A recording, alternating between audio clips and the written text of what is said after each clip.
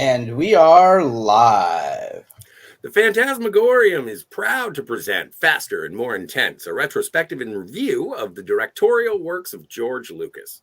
The year is 2002, and with a wee bit of critical hangover from the box office juggernaut that was The Phantom Menace, there was no stopping George from continuing the second installment of the Star Wars prequel saga. Some course correction in character prominence and a heavy investment in digital filmmaking, the world was introduced to Star Wars Episode 2, Attack of the Clones. Kat is here. I am Scotty R37, and Steve is performing aggressive negotiations. How are you guys doing? Very good. Very well. Excellent, excellent. So I guess this is a thing that's become commonplace on Anti-Derivative Jill's channel whenever we review a movie. What was your first encounter with Episode 2? Where'd you see it? I saw it at my local theater, which at the time was a different brand, Signature. Let's see, I want to say it was, it opened on May 16th, so 23rd, 30th, 31st, June 2nd, I think, June 2nd or 6th, maybe, of 2002. I don't have the exact number. I saw it in theaters a couple weeks after it released. I saw it with my mom. I took my mom to see this movie. She took me to see the original trilogy, so I took her to see the other prequels trilogy movies. We saw it the day after the premiere. So back then, movies didn't premiere on Wednesdays. They premiered on Thursday late night. So and then Friday. So it was that Saturday that I took my mom to see it. It was just her and I. Nice. So it was right at the opening weekend at the local theater. It was awesome. Yeah, I think I saw it opening weekend as well. I was with my friend Paul, and we checked it out. And, big enough screen, whatever. Canada, technology's a little slower here. But it was the clearest image I had ever seen on a film screen ever. And I knew it had been filmed digitally. And I was blown away by the presentation, more so than the film itself. Afterwards, me and Paul are just sitting there going how clear was that? It was that was really sharp. Maybe it was just a great projectionist I got, but That was by far one of the most stunning movies I've ever seen in theaters. Yeah, I agree. But we'll get into it, but boy, was it a letdown, story-wise. Yeah, at the time, production-wise, the story wasn't that bad. The most fun I had with the build-up to this in terms of the marketing, because there was certainly a media behemoth with it. There was still a George Lucas Star Wars movie coming out, a new Star Wars. The general consensus was that The Phantom Menace was sort of a wet fart, and it's grown to be more appreciated as time has gone on. But now people were a little bit more subdued. It wasn't the triumphant return of Star Wars. It was okay, we're doing this. So when the Phantom Menace came out, and for the couple of years afterwards till we got the Attack of the Clones, I didn't run in super nerdy circles, especially for film. All of my friends at that period of time were casual moviegoers, and they all loved that first film. They all loved it. So there was no, I was kind of sheltered from any backlash if there was much, and I know there was, but it wasn't as pervasive as it is now. There wasn't internet all over the place, and No. so in my circles there was no Phantom Menace sucked, and we're not going to go see this one. Everybody was psyched, and there was lines around the block to see this. To see this one. Yeah. I found that it was a little bit maybe not tepid, but just cooler than the incredible anticipation for Episode 1. And I remember when I think Ewan McGregor and was doing promotion for Moulin Rouge, and he's like, I just heard what the new Star Wars movie is going to be called. And he says that to Nicole Kidman, and she's like, what? And he's like, Attack of the Clones. And he's funny. just so incredulous about it, and he giggles, and it's just like, oh man, even you and I mean, McGregor's I making think fun your of point, this. I think your point's well taken. The anticipation for the first movie, because it had been so long since Return of the Jedi, I think there was just no matching that. So you weren't gonna, I didn't necessarily going to match that for the second in a trilogy, but it was still still pretty fever pitch. It was still lines around the block, people camping out to get tickets, weeks before, if not a month before the movies, premiered. So yeah, there was still a bunch of hype around it, but not as much. You're right, not as much as the first one. But and there still was that that anticipatory hope. It's like, okay, this time Anakin's going to be 19, and it's like, great, we're gonna have an adult-ish instead of wee Jake Lloyd, Right. which again, he got too much hate. Kat, what were your impressions after you initially saw it? Well, before that, Sure. I remember when they first dropped the title and people were making all the jokes because it had been in the news like the year before that they cloned like the first sheep, and like people were like making memes about that a long time. I remember that. I remember perusing the Star Wars databank when they would drop little tidbits of information about the new planets and characters that were going to be in the movie, which is really neat way to try and kind of string people in, even though I didn't have an account on the website. So that was kind of neat, but I still wasn't in any of those nerdy circles either, like Steve. I mean, I was aware that there had been backlash in general from the way certain kids would even talk about the first one, but I wasn't aware of. I couldn't speak to whether there was anticipation or not for this one, because I was still living here at the time. We don't have big lines around the theater up here. We never really have, so I couldn't really speak to that. But I remember I had a lot more anticipation for this one because, as I mentioned last time, I only found out Phantom Menace existed like 2 weeks before it came out. But this one I was intrigued by because usually the second act of a trilogy is the best act of the trilogy. It was being presented in the trailers and such like a noir mystery. I'm like, ooh, that's really interesting. I loved that first teaser they put out with where Darth Vader's just breathing as the images are coming in, and I'm like, that was so cool.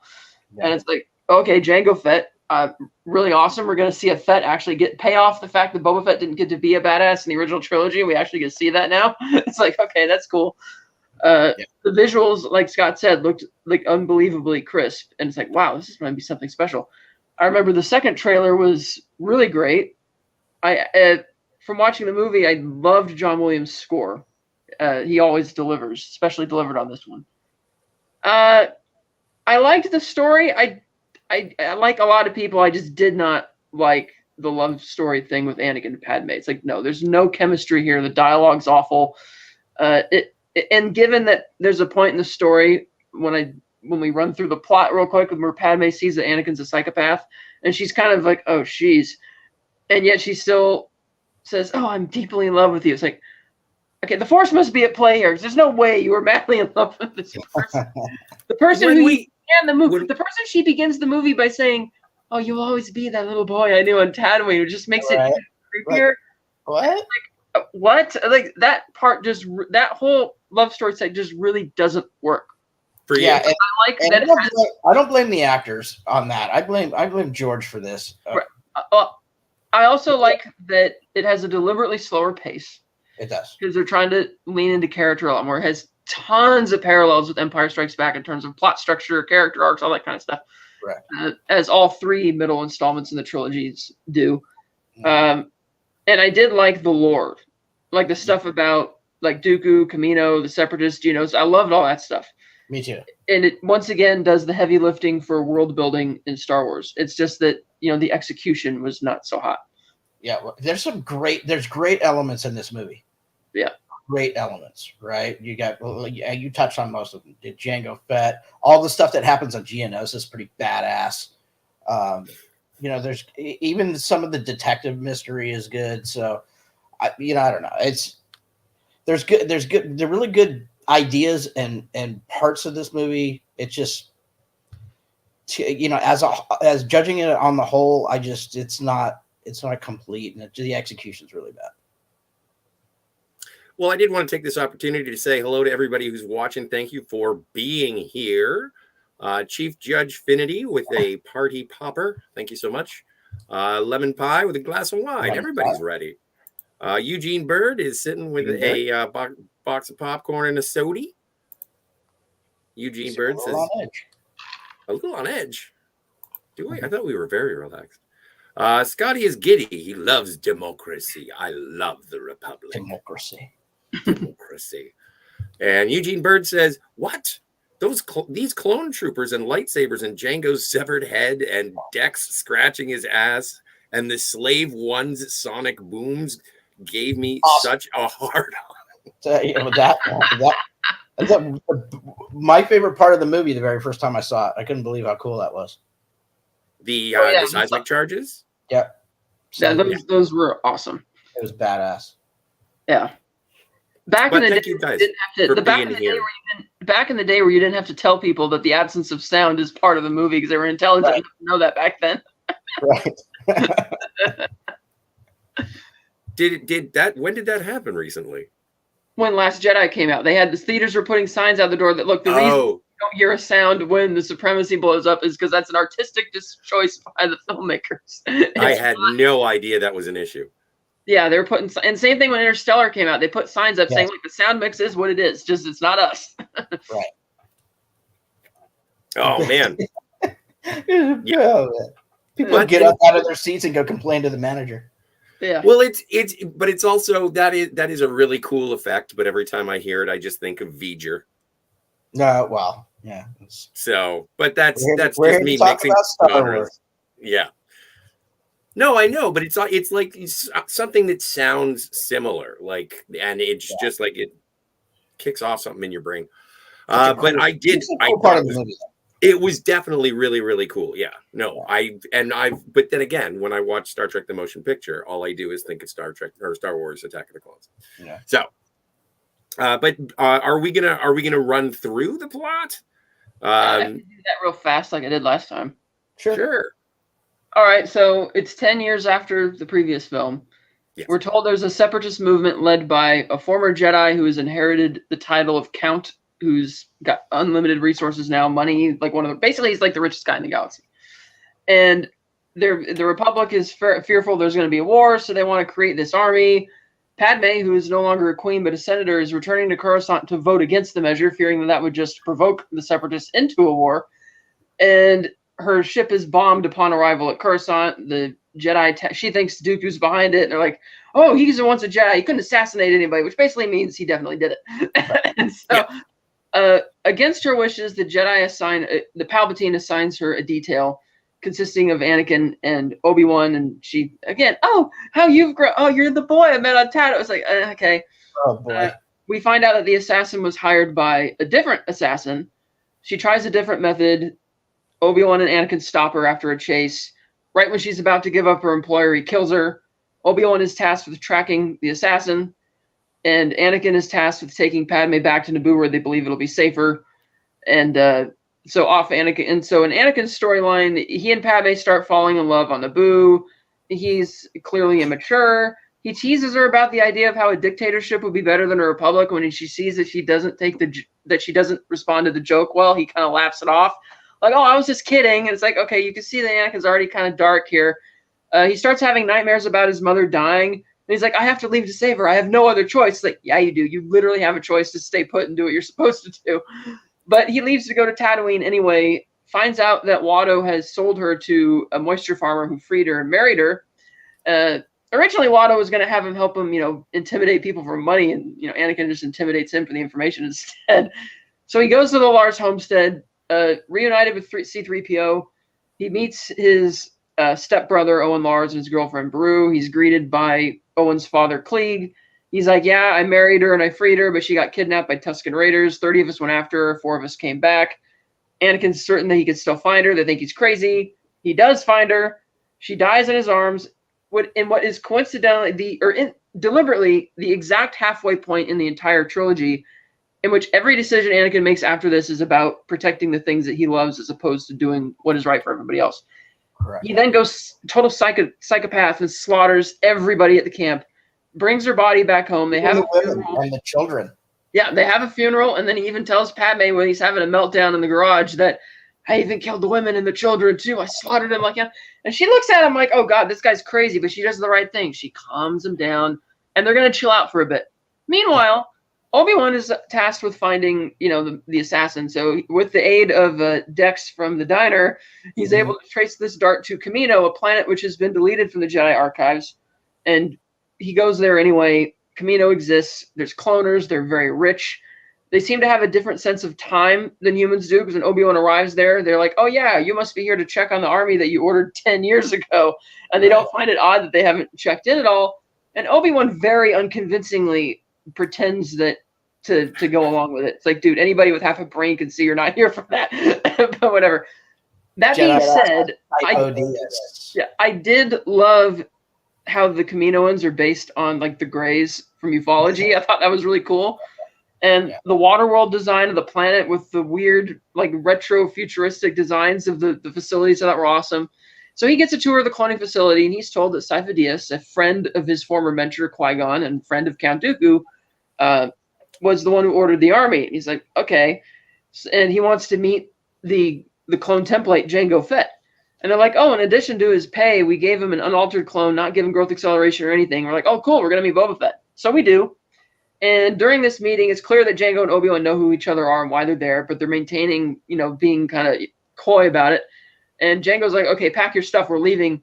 Obi-Wan goes back to report what he's learned. And they're like, well, Sifo-Dyas was killed 10 years ago. Did he get permission to order the army? And Yoda's like, no. And Mace Windu says we should tell the Senate, like, hey, if we can sense this, our ability to use the Force is diminished. And Yoda's like, no, our adversaries are going to multiply if we tell them we can't do shit about this, which is true. So Obi-Wan decides he's going to go catch Jango, and we have a badass fight scene on the landing pad in which Jango escapes, but Obi-Wan places a tracker on the ship. He tracks him to Geonosis, where you have another badass action scene of Slave One in action. The scene ends with Obi-Wan feigning the destruction of his starfighter by landing on an asteroid and shutting off all the power, which is a trick that Boba Fett will learn later on to use in Empire Strikes Back when he hides amongst the garbage dump from the Star Destroyer. So I like that's how you tie things in a really clever way that isn't like, banging it in your face. I think that's really good. So very, very good. Obi-Wan then, after a few hours, thinks it's safe to fly down, and he sees there's a bunch of Trade Federation ships. What's going on? He lands. He infiltrates the base. He sees Count Dooku is there. He learns that he's forming a separatist council comprised of the Banking Clan, the Corporate Alliance, the Commerce Guilds, the Techno Union, and the Trade Federation will join, provided that the extremely petty Newt Gunray, who shouldn't even be leading the Federation after all the trials he's been in, showing how corrupt the Senate is, unless he has Padme's head at his desk, he's not signing the treaty. So Obi-Wan goes back to report all this, and he has to transmit the message to Anakin and Padme on Tatooine, who then relay the message with their stronger beacon back to Coruscant. Except this time the transmission is being broadcast to all these senators and the Jedi with Palpatine, and they basically concede that they need this army now. But the selfish politicians, it's not that they don't trust Palpatine to give him the power, it's that they're selfish and worried about committing political suicide by making that decision. Right. So Jar Jar Binks, who's been made Padme's alternate senator, which is the humans of Naboo thanking Jar Jar for what he did in the first movie, he speaks up and gives Palpatine his emergency powers, which he will be scapegoated for later, sadly. He makes the announcement, I'm going to create an army of the Republic, and Yoda is tasked to go to Kamino, and I would have loved to see that scene, by the way, but it's not in the movie. Yep. And Mace Windu brings a strike team with him to Geonosis to rescue Obi-Wan, who we saw at the end of the transmission got captured. Padme decides to be really gung-ho about it. She's like, hey, let's go save Obi-Wan. And Anakin's like, okay. And for reasons that are never explained, they're allowed to take C-3PO with them. And from then on, he kind of becomes Padme's droid. It's like, okay, that's odd. So they arrive. But it is Anakin's. Yeah. So they arrive at Coruscant, or they arrive at Geonosis. They're quickly captured after a ridiculous action scene in the droid foundry. They're both sentenced to death. Obi-Wan, meanwhile, gets in a parallel scene to the "I am your father" scene from Empire Strikes Back. Count Dooku comes in and says, Obi-Wan, since your mentor was my apprentice, he would agree with me on this. And much like the old Star Wars motif in the first 6 movies, which is that villains get what they want by telling the truth and the good guys get what they want by lying, Dooku says, hey, there's a Sith Lord who's controlling the Senate and he's influencing everything they're doing. And Obi-Wan's like, I don't believe you. You're just a liar. And he's like, well, your master would agree with me and he would have joined me. He's like, I never would have joined you. And Qui-Gon and Dooku's like, oh, well, it's maybe difficult to secure a release.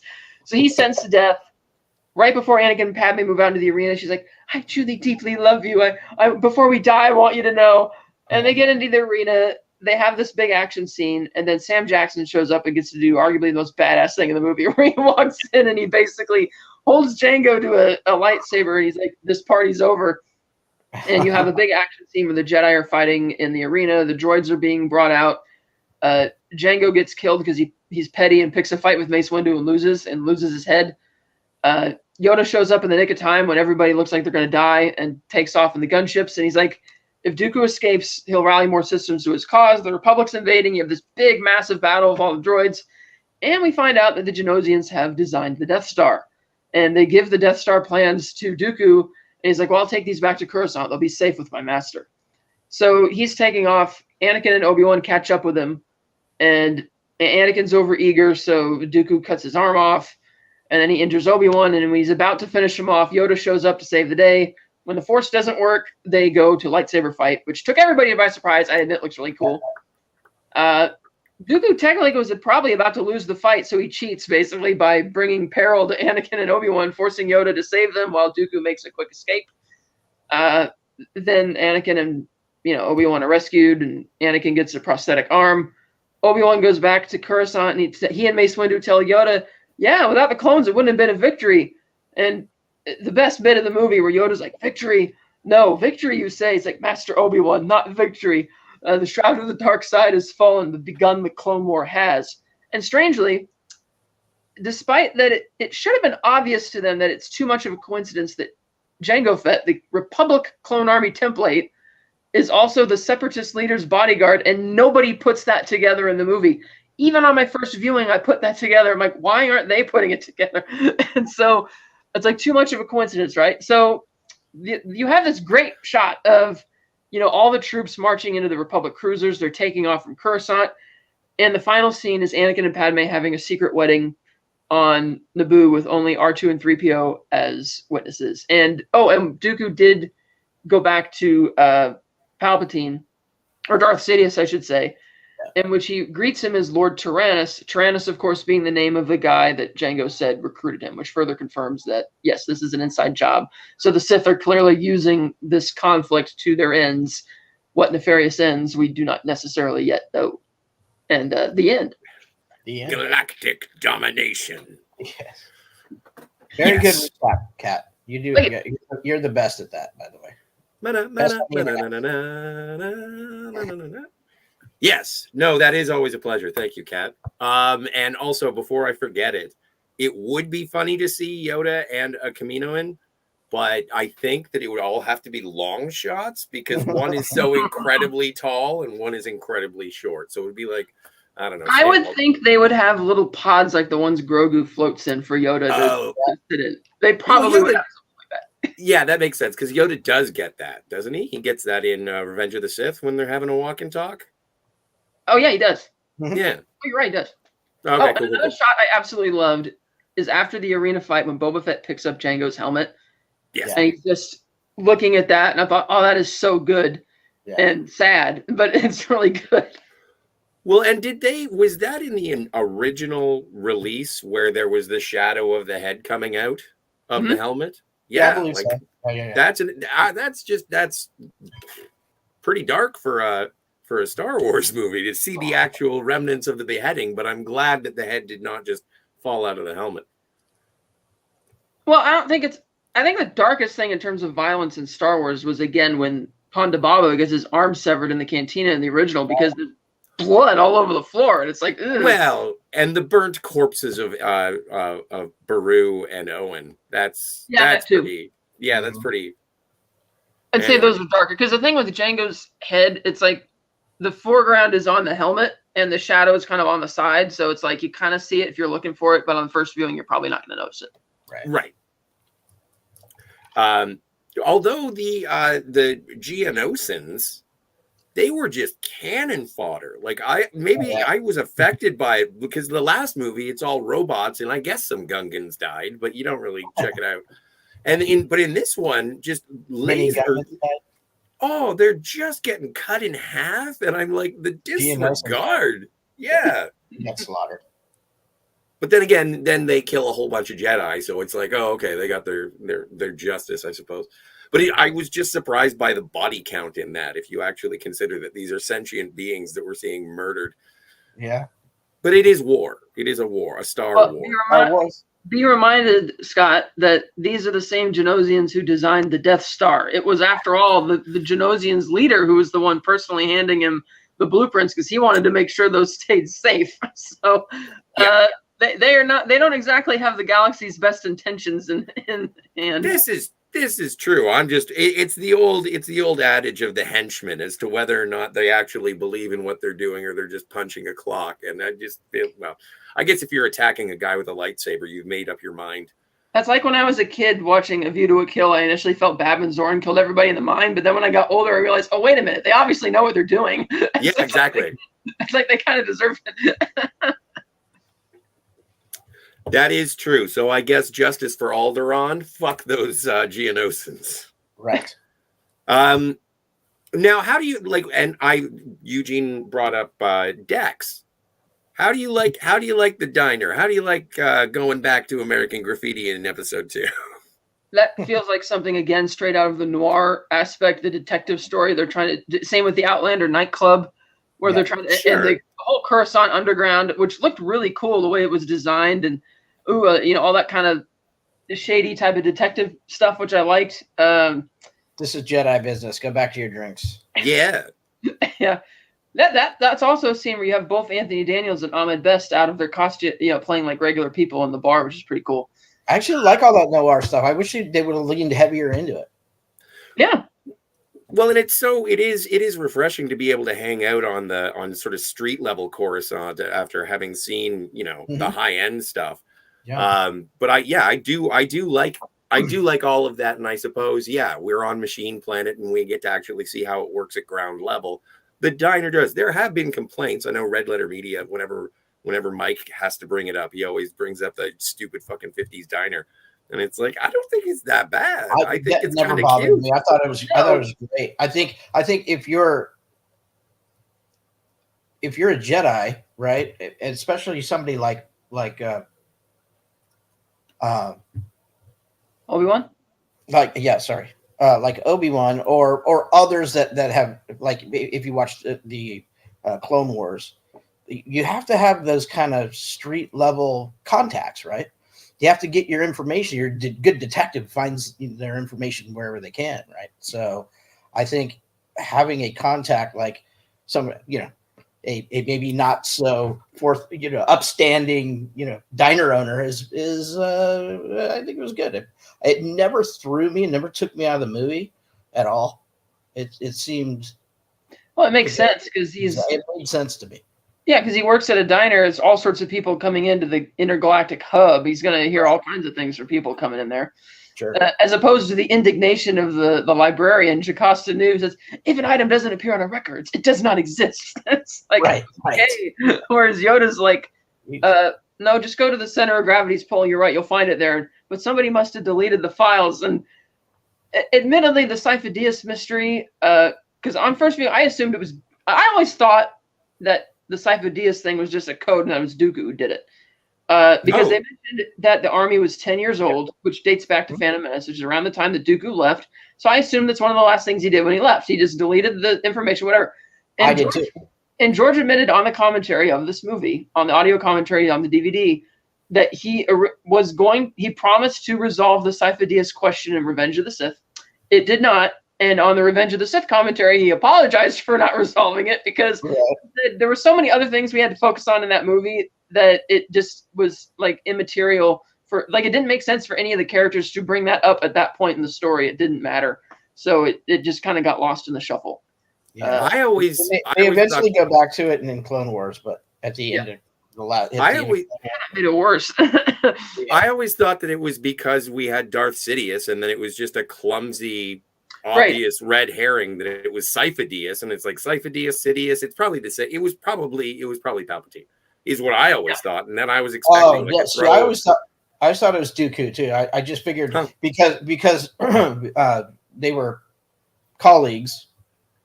That and Sifo-Dyas was slain, that he just used that moniker. Fair enough. Either or way, Persona. how is it resolved in the Clone Wars? They revealed that they found that what happened to Sifo-Dyas is he was accompanying some senator on a mission to God, what are they called? They're the Spice Runners. Oh Corellians? yeah, No, they're the guys from Solo that run not Kessel proper, but that same alien species that runs Kessel. I can't think of their name right now. I can't think of that, but I guess it doesn't matter. Anyway, he was accompanying a senator on a mission there. The ship got shot down, and they were both killed. Yeah. But suddenly, out of nowhere, after 10 years or 12 years, the tracking beacon from the ship is going off. So the Jedi go there to investigate, and they go to the planet, and they're being welcomed in by it's on the tip of my tongue, sorry, but they invite them in, and they're playing coy. Oh, we don't really know about it. We attended to the crash. Or devil. Turns out that Sifo-Dyas, while he's died, the senator guy or the senatorial aide or whoever he was survived and has been kept prisoner there as leverage in case these guys would ever need them for anything. The Pikes. That's it. The Pikes. And that in case they would ever need them for anything. And he's gone completely insane from being locked in a prison cell for like 12 years, just by himself, going delusional from isolation. And while they're there, while the Jedi are there, Count Dooku shows up. Because Dooku was alerted by the Separatists that this beacon was going off as well. And he's like, oh, geez, somebody didn't finish cleaning up the job like I paid him to do.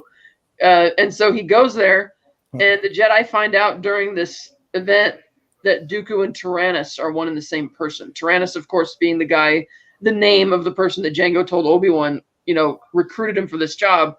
Thus, that is the first time that the Jedi realized that the leader of the Separatists was gifting an army to the Republic, proving that this is some type of a big con.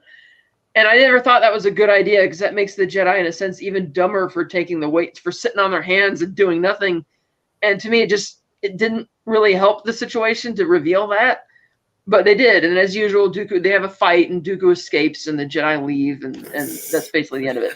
Yeah. So is that the end of every episode of the Clone Wars? Many. They have a fight. Dooku runs away. Grievous runs away. Yeah, pretty much. It's such a waste too, because I always thought that was one of the coolest names in Star Wars, was Sifo-Dyas. Yeah, Sifo-Dyas. Yeah, I wish they used Tyrannus more. I thought Darth Tyrannus was. I mean, they did, but not enough. Dooku, Yeah, it's Dooku. I liked the Sith name better too. Speaking of Darth Tyrannus. Oh, before we went. Oh no, there it is. Look at that. This thing is heavy. And where's the? I have it. No. Oh, I was gonna say. Let's rock. Oh my stars. Let's see, which way does it go? Oh, you're burning your hand. Cut off your fingers.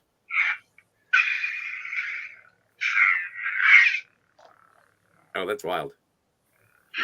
I always forget where the switch is on this to turn. Oh, there it is. Wicked. Oh, that's amazing. Yeah, very cool. Yeah, but I love this one. It just has the hefty little trims around the side. Yeah, it's like really heavy, and I like that. Probably heavier than the one that Christopher used on set, because he actually didn't do most of the fighting on his own. Only the shots where he's like stationary. Yes, and that particular special effect doesn't necessarily hold up, but I understand it. Actually, I don't even think it was all that convincing at the time. You kind of could tell. Oh, what? That it wasn't. Yeah, but also, like, it was okay CGI masking of the stuntman. Oh, but right. it was CGI masking of the stuntman, and also I am aware that Christopher Lee wasn't going to do it himself. Like, I knew that. That was a fight they cut down as well, because in the trailer they showed a lot more. Like, Dooku at one point gets a hold of both the Jedi's lightsabers and is using them, and you see again in the behind the scenes more shots that they could have used that would have been cool if they had. It's almost like in each of the Star Wars movies, they came to a point where they felt that they needed to have a lightsaber fight at the very end of the movie. It became like tradition, even if the story didn't call for it. That totally makes sense. Oh, Lemon Pie says, I like the character of Jango Fett, and the Phantom Organist is here. Yo! Kat, Scott, and Steve. Hello, Phantom Organist. I'm glad I you're love here. Yeah. Yeah, Oh, we, no. we kind of skipped over the Obi-Wan Jango fight on Camino. Which I always loved. I always thought that was a great scene. Oh yeah, Oh, for sure. That is awesome action sequence. Lemon Pie says, I thought it was just the stunned silence of the audience having just sat through The Last Jedi. Eugene Bird calls it the Holdo maneuver. That was such an awesome moment. That was so cool. It was amazing. Kat and I are actually, I think, I don't know about Scotty's view. I don't think he holds the movie as high regard as Kat and I. I think it's a stunning image, but I think it breaks a lot. Compliments from Eugene Bird saying, congratulations, Kat, you got a hell of a memory. Hey. Daniel's Hot Topics is here. Uncle Owen and Aunt Beru are in a better place now. They are one with the Force, and the Force is with them. Maybe if everybody asks nicely, Kat will do her 30-minute dissertation on why The Last Jedi is a really good movie. Star Wars movie. We'll probably end up getting around to it. That could be an episode of Lightsabers, Blasters, and Droids for you and I, Steve. It could be. I know I've been pushing. I think we should do that. Yeah. What? I'd have to be there to be some form of a counterbalance because I don't think I don't dislike it. I have learned from Kat. She said give it another go, and I've actually given it 2 more tries to watch, and I do like it better every time I watch it. There is more to like, but I do definitely find that there are major flaws that I just can't get past. Well, and I think that they're common. We'll talk about it then. I find that with every one of the sequel trilogies. Well, back to this movie that we're talking about. Yes. Exactly. Lemon Pie asks, who else besides me didn't have a lot of sympathy for the Sand People Village? No, I was fine with that. Yeah. And in fact, when you say that when Padme sees Anakin respond to Anakin's confession of mass murder, she plays it very flat. She doesn't look at him like she's crazy, just like she's sort of in awe of it. Then later on, she becomes a thirst trap in her bustier. I think she's impressed by the fact that Anakin went out. He's not that little boy on Tatooine anymore. This is a man who will protect me. And this is the moment. Now, I don't know what this says about Padme, because Padme, not a Sith. She's not a person who is going to go to the evil side.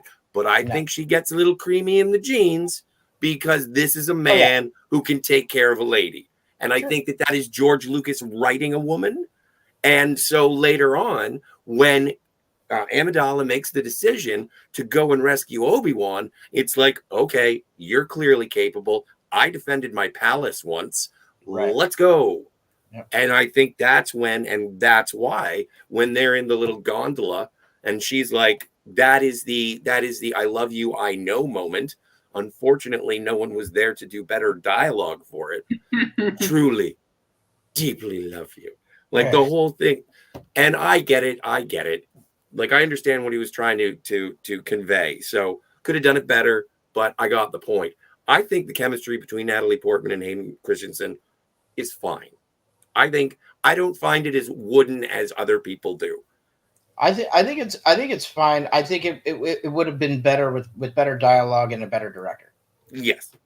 And this is also, because we are sort of talking about George, when George has been in the past with the movies that we've talked about, held to adversity, and you're going to have to recut it, or you're going to have to do this, or you're going to have to go to a genre that actually makes sense this time. We're going to get a new editor. Like, when things go wrong, he spins gold. And when he has all of the control with no one pushing back against him, this is what you get. But it's not bad. Like, it's the fourth draft of a first draft that still sounds like the first draft. Right. Hey, it's still a phenomenon. Kat has the fucking lightsaber. So it obviously worked on levels. It did. Like I said, there's great parts about this movie. They're great sets. There's great scenes. The filming in northern Italy are there. Got filming in northern Italy for Naboo. Got Lake Como. Gorgeous. No, and in a movie that is criticized so heavily for the use of CGI backgrounds, they do have,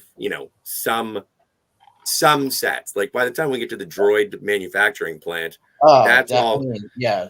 That's just American gladiators made out of green. Yeah. Like it's pretty bad. And the C3PO is really bad in that sequence. Yes. Well, did you ever see the 80s cartoon Droids? Yes. This section, the droid plant, that is an episode of Droids. Which is fine. I loved Droids. It's funny because the reason they added that Droid Foundry scene during post-production is because George watched the movie and he felt that they needed an action beater. There was something missing. And it's funny because I feel the same way at the same time in The Empire Strikes Back, which is, shortly after we're kind of milling around on Cloud City for a bit. It's like, okay, where's 3PO? And it's like, I feel the story needs some type of injection, some type of booster, adrenaline shot, something needs to have. But in Attack of the Clones, that was not necessarily it. It's like an action scene, but I would have rather had it. They had kept the deleted scene of Anakin and Padme being on trial. That's a good scene. Yeah. And the reason they cut it was because Jango Fett is in that scene, and they didn't want to show to the audience that, oh, he's bad. And it's like, well, he's already landed there, and we know that he's working for both of them, so it's the cat's out of the bag anyway. Right. Because the Droid Foundry scene, it was kind of neat to see the Foundry in terms of how it looks and the concept art, right? And I like R2 flying around on his jets and just kind of, I love R2's reaction every time he sees what other robots are doing. He's just like, oh, cool, and while fiendishly scheming about how to destroy all those, because R2's fiendish that way. But yeah, it gets into Droid's territory very quickly. But and at the time, the biggest complaint that I had is not necessarily with the sequence. Some of the like C3PO's lines are pretty cringe. Like when he's like, "This is a drag. I'm quite beside myself," and it's like, "Yeah, okay, we get it. You're fucking C3PO." But it was the physics of him hanging off of stuff and the way he had moved. I had never seen him move that way before, and my brain just rolled back. Because it was completely computer generated, the proportions were off. I felt C3PO's proportions were not correct. Yeah, he gained a little weight. He was a little chubbier. And maybe he got a little short. Yeah, maybe that's why. Yeah. And it was, and so, but again, I always thought that they sort of introduced that because of making it more child friendly. I thought that was an instance of them wanting it to be more appealing to a younger audience because it's Star Wars, and that's what I thought that they put that in for. I wonder how the movie would play if you just completely eliminated all the droid stuff. They were just on the ship. Yeah, I don't know. Because they'd have to film another scene because they still have to get captured. Captured? Well, yeah, because they get caught and they get sentenced, like Anakin and Padme. They get caught because they get tumbling around in the Foundry. Yeah. Right, but I'm just saying, take out all the C-3PO R2-D2 stuff. Oh, just the droid. Like, I wonder. Cringy. I mean, the 3PO stuff was the stuff that was getting, droids territory. Like R2, I didn't have a problem with. R2 stuff was good. Well, but also, like, another thing with that sequence is just that when R2-D2 starts using the boosters, awesome. And I was like, he had those this entire time? Mm-hmm. Why has he never used them? Because he hasn't been in a scenario that needed to use them, and maybe he doesn't have them anymore by the time you get to the original trilogy. Because the camera didn't stay on him when he had to go up steps. Oh, right. Okay. There's actually he actually waddles like a penguin down the steps. You see it in one shot in the original movie. Yeah. Oh, really? Oh, and speaking... Yeah, when they're revealing the Falcon. Like, the other characters are down there, but if you look, the corridor is kind of dark, and you kind of see R2 wobbling sideways like this to get down the stairs. Oh, that's cool. It's kind of clunky, because clearly somebody's holding him from behind to do that. Yeah. But also, speaking of the original film, there is a visual nod, a cue towards the infamous stormtrooper from A New Hope who bumps his head on the door. And Jango Fett does that, getting into Slave One. I thought that was a cute little something. Keep an eye for. Did you guys get the like the DVD and all that jazz when it came out? And I'm just curious because I loved the audio commentary on that one and all of the behind the scenes. Like I do appreciate Lucasfilm special features on their physical media because they seem so much more candid now. Yeah, because under Lucas, he didn't care what dirty laundry got aired; he was fine with it. Right. Under Disney, everything's like under lock and key and whitewashed and all that kind of stuff. Yes. But yeah, they did really great bonus features on those prequels, whether you love or hate the movies. The bonus features were awesome. Yeah, yeah. And very interactive TV menus too. It was really cool. That was back in the heyday when bonus features were, they'd spend money on it and actually do awesome bonus features on movies, not just Star Wars movies, all movies. Yeah, I made a joke the other day talking to somebody, and they're like, "Why do you have these?" And I was like, "Well, back when I was a young boy, if I wanted to do research on a movie, I bought the website on the DVD. Right. I didn't get to go look it up. It was a website with the movie. You got it on every disc. Right. The more content on the website, like Kevin Smith DVDs, oh my God, they were websites. But yeah. Oh, those days are gone. Another thing this movie had was the first time we got to see Bail Organa because his scene got deleted from Phantom Menace when they had a different actor playing him. So they cast Jimmy Smits here. Was that cool? We finally get him. Was that jarring that it was Jimmy Smits? I had never heard of him before, so it didn't. I thought it was awesome. Yeah, I watched him on TV, so I was like, all right, this is Me too. Yeah. Let's go. But I like when he showed up, I was like, holy shit, it's Jimmy Smits. Like, it completely took me out of the movie, and it's taken subsequent viewings for me to be like, no, that's it didn't do that for me. So yeah, I was fine. I think I had read about his casting before I saw the movie, so it wasn't a huge surprise for me. But maybe it was kind of like seeing General Zod be Chancellor Valorum. And I was just like, really? You got Terrence Stamp, did you? And so I think it was, but it was in a positive way. I do enjoy it. But I was watching like the West Wing and LA Law. And like I knew him from a bunch of stuff. He was the bad guy in Running Scared. Yeah. Like just great. Love Jimmy Smits. Yeah, me too. So what did you guys think of what they did with Boba Fett in this movie by revealing him to be the kid clone thing, and just kind of like a regular, oh, hi, Dad, that kind of like, did you like it? Did you think it was something we didn't need to know, or? No, it's funny. Neither one of the children that we've seen, neither Darth Vader nor Boba Fett, were conceived by man and woman.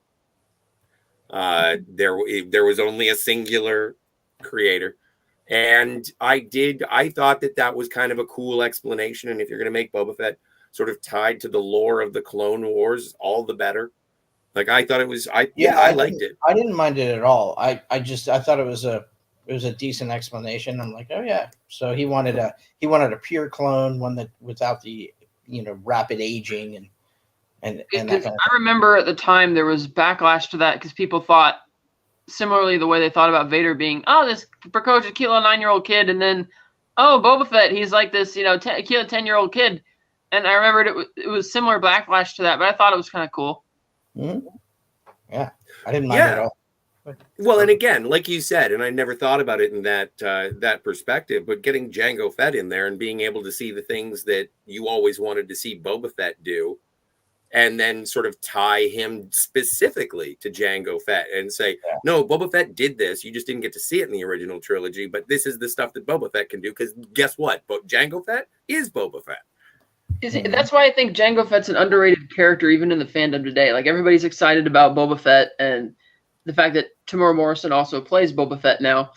But it's like, if I were to get Tamora Morrison's autograph and meet him, which I've wanted to for a long time, I keep missing out. I would want it to be signing something Jango Fett related. Sure. Because I love that character. Yeah, character's awesome.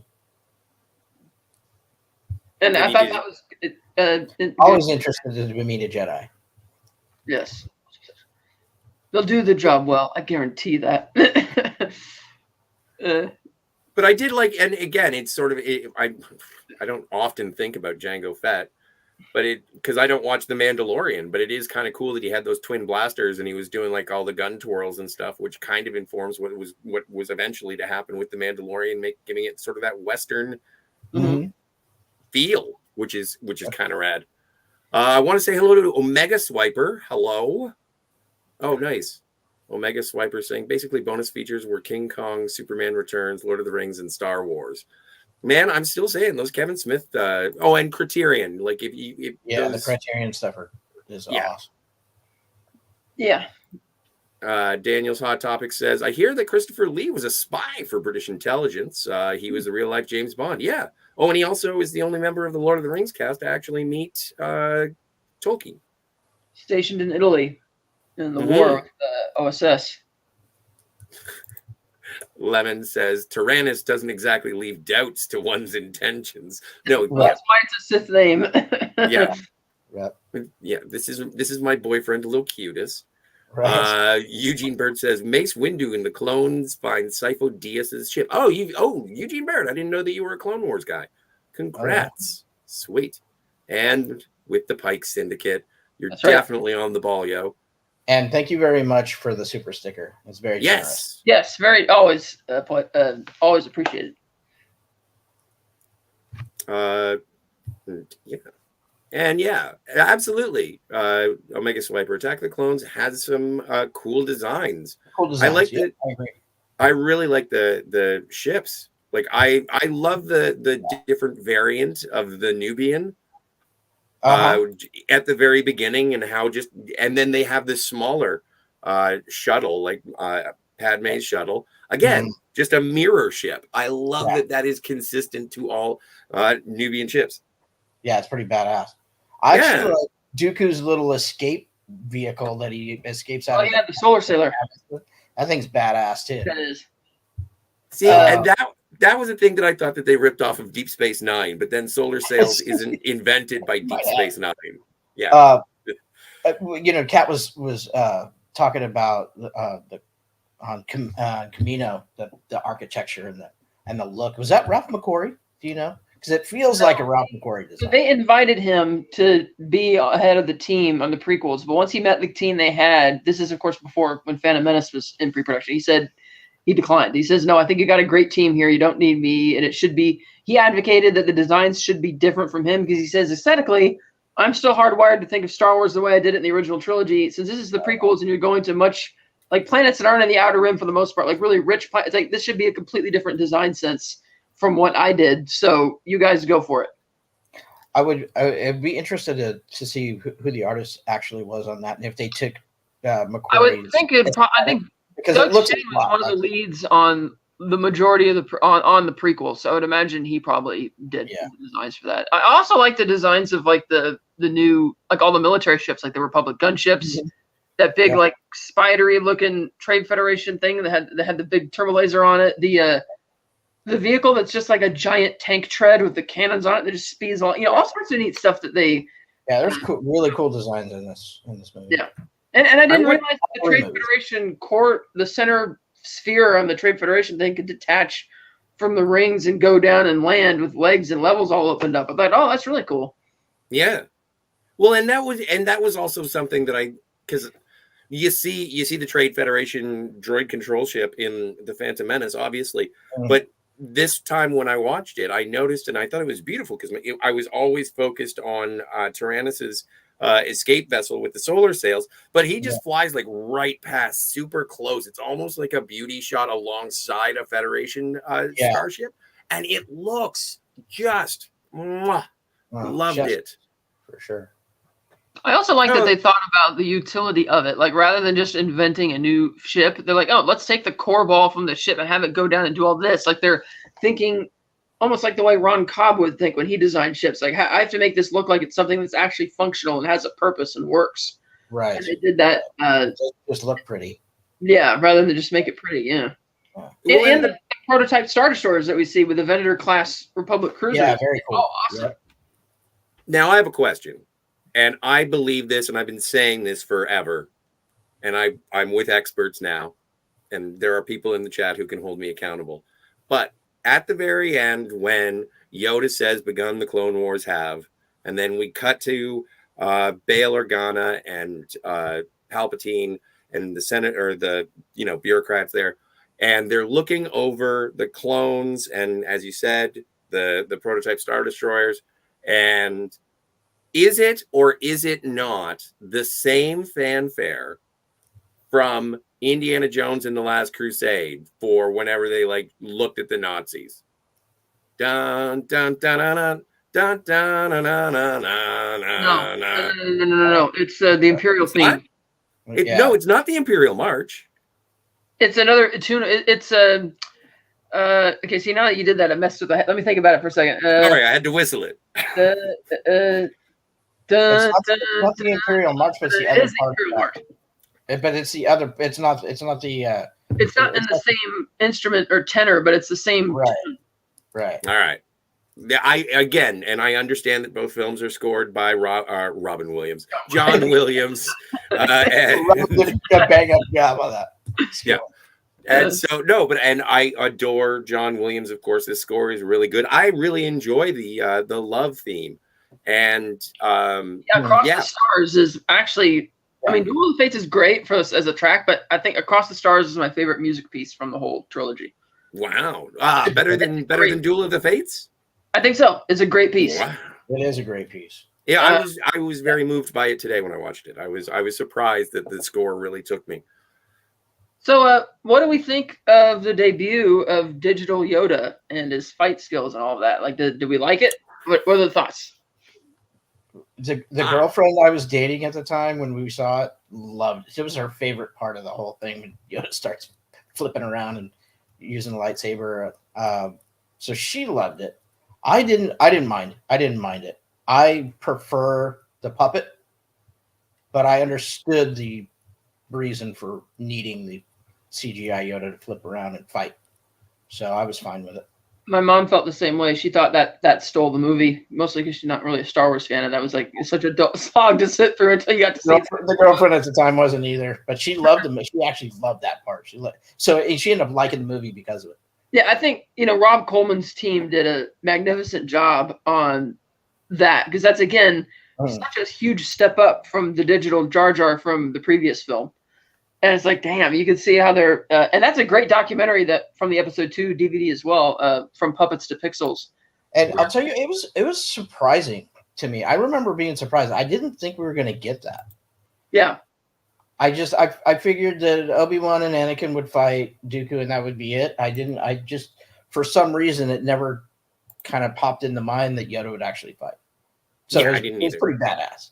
Yeah, but it was badass. It was, it was fun to see. I'm glad I got to see Yoda with a lightsaber. But my idea of Yoda was that he was so powerful and so strong with the Force, and he didn't need to sort of lower himself to actual physical content or conflict. And that's also it's not even limited to just to his. I don't judge him by his size, because when Palpatine judge me by my size, do you? Exactly. Yes, but when Palpatine pulled out a lightsaber, I was like, no, Palpatine doesn't use a lightsaber. I wouldn't think. And so when he finally does, I was like, no. And same with, and it was great. Yeah, and when he did it, I know it was like, okay, so there's Palpatine with a lightsaber. Some people have that checked off of their bucket list, and the same thing with Yoda. I think the fight with Yoda in when you see not just against Palpatine, but when you see him storming the Senate with Obi-Wan, and he's throwing lightsabers and pulling them back out of the clones and everything. I think that looks way better. This one just looks like a manic Tasmanian devil spin wheel, and but this is something so cool. And he makes so much. It's all and it's that well. I love it was fun, but it was silly that he uses the Force so much with his saber. It's pretty cool. I mean, Sith, yeah. he doesn't even reach for it. He just uses the Force to pop it into his hand. That is my favorite part of the fight. He's That like, is my "Oh!" favorite part. That he does hop around like a frog. That's what George told Rob. He's like, yeah, he needs to kind of think about the movement more like a frog. You know, he's gonna hop and leap to get to places. Like, oh, okay, and then it just kind of comes together. Yeah, I mean, you kind of have to, right? You're that size. You have to have an advantage, and that's the advantage. And you've got to be channeling the Force for that, because he's clearly engaged in using a cane all the time. The rest of the time, well, and that's when he's done, then he picks up the cane and goes back to being an old man. It's just it really shows how the Force works. I thought in that scene, more so than any other time in the prequels. And it even took considerable effort for him at the end of that fight to grab that giant thing of cables to stop it from, because he's like exhausted, he's tired. And it's like, he's got to really fight it. Right. And there was one shot I would have gotten rid of when Dooku's running up the ramp to get away. He pauses to look at Yoda. I'm like, this is your chance, get him, but no, he doesn't. He looks for a minute and then he keeps running off. And then you have Padme and the others shooting at the solar sailor as it takes off. I remember, Padme. Which is, and I thought that echoed the shot of Leia shooting at Slave One as it flew away. Yeah, exactly. Pew, pew, pew. I remember my theater erupting when Yoda lights his green lightsaber. It was. I just remember the theater going insane. Oh. So, they're like, I think I saw this movie several times in theater. Like I said, I took my mom, then I took the girlfriend, and I think I saw it a couple times with buddies, probably 3 or 4 times before the end of its run. And every time that Yoda got the biggest pop. Yeah. Well, there was always one person in the theater. I think I saw this twice. And there was always a person in the theater who was like, ho, ho, ho, ho. And when that started, it was like, some people thought it was silly, some people thought it was funny, some people thought it was fucking kicking ass. And I don't blame any of the people for any of their opinions. Yeah. It depends on the day on which one I prefer. It's a mood ring. I do. I think they had an idea, right, of how to make Yoda work in that scene. Because I think they knew they needed him to work in the third movie. Mm-hmm. So this was the test run. Let's test this out. Make sure we can get what we need to do in in Revenge. Revenge is it? So yeah. Well, and also this is a situation where we get to see, like, when Samuel L. Jackson was announced as Mace Windu, we were like, holy shit. Samuel Jackson's gonna get a lightsaber, and then nothing.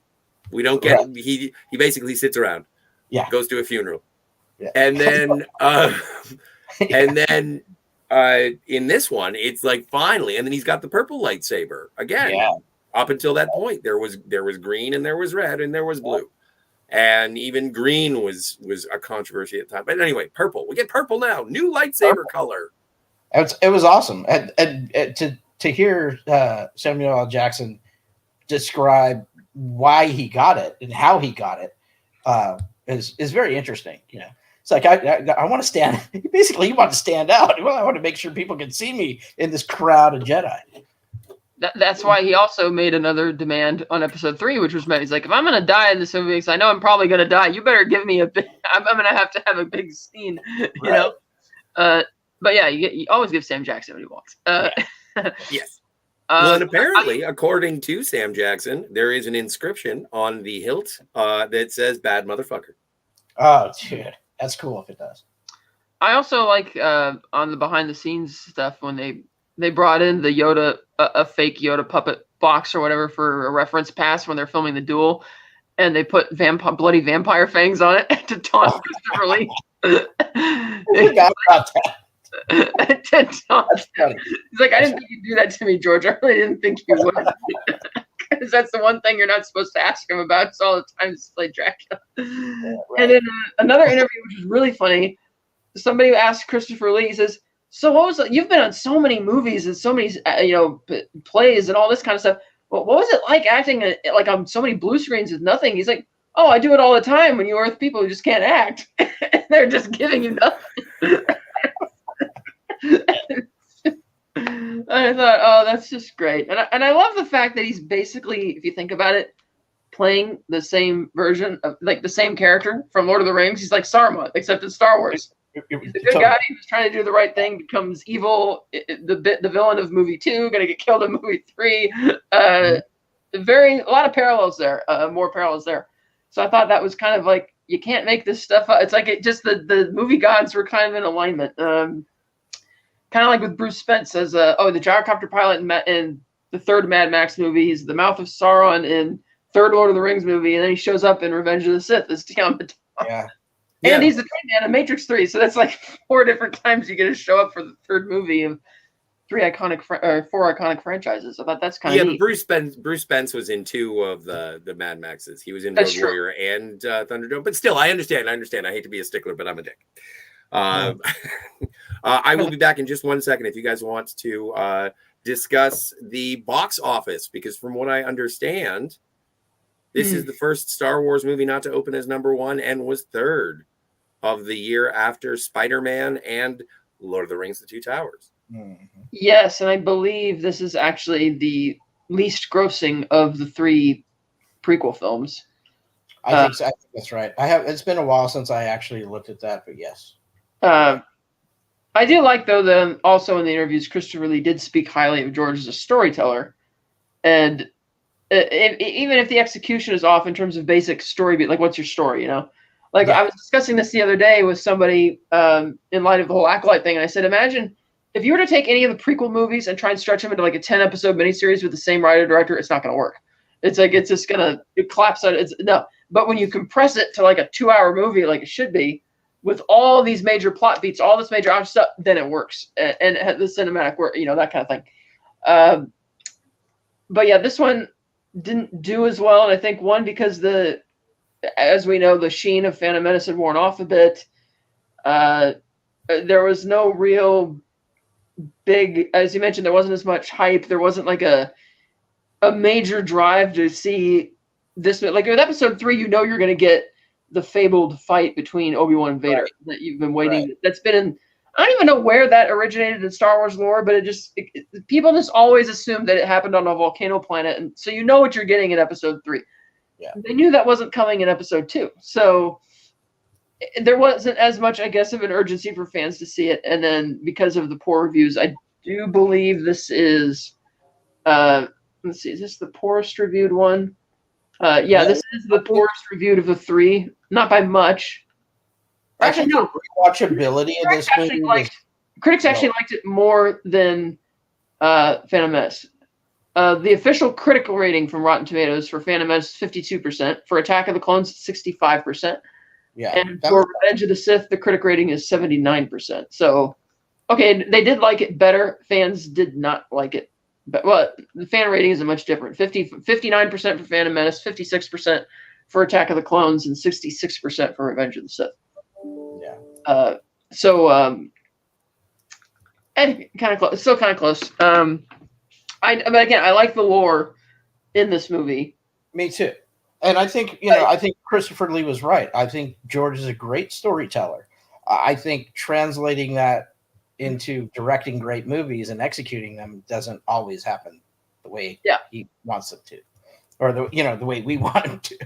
And in hindsight, I can appreciate how obviously this is an extremely important film in cinema history. It's the first movie shot digitally, pioneering the digital cinema revolution.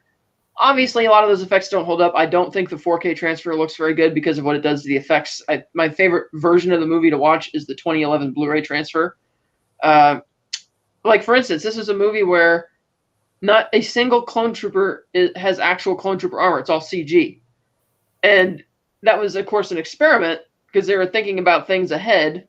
Right. Sure, it probably would have looked better if it was like actual suits, but or one can argue because the whole environment was CG. Maybe the fact that the clone troopers was CG helps them blend in better, whereas if that was live action, maybe it would have stood out as being a bit more jarring. I don't know, because sometimes the actors, it comes down to, like the human actors. I mean, it comes down to the lighting, whether they look good in pure digital environments or not. Yeah. but you could tell that it's almost like, a sin that you have to eat in terms of how bad the effects look. I mean, it's a major leap forward from Phantom Menace, obviously, but obviously they also did not use nearly as much practical effects.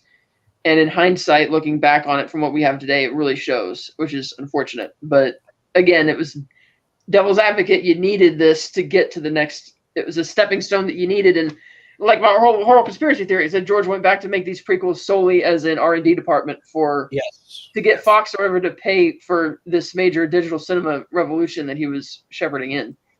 Yeah. Well, I would say 66% of Revenge of the Sith.